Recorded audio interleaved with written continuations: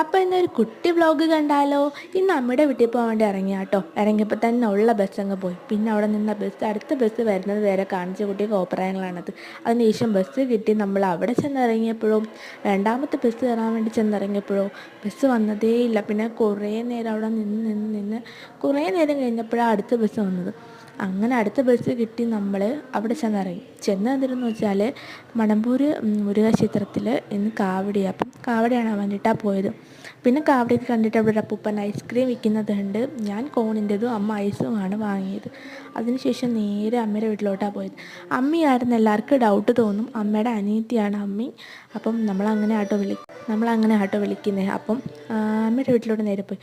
അനിയൻ ഇല്ലായിരുന്നു. അനിയൻ കാവടിയുടെ പോയതുകൊണ്ട് പിന്നെ ഉച്ചയ്ക്ക് ശേഷമാണ് വന്നത്.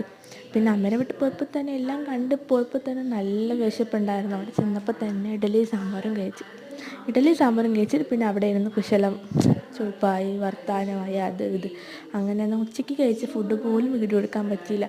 പിന്നെ ഇറങ്ങാൻ നേരത്ത് മാത്രമാണ് ഒരു വീഡിയോ എടുത്തത്.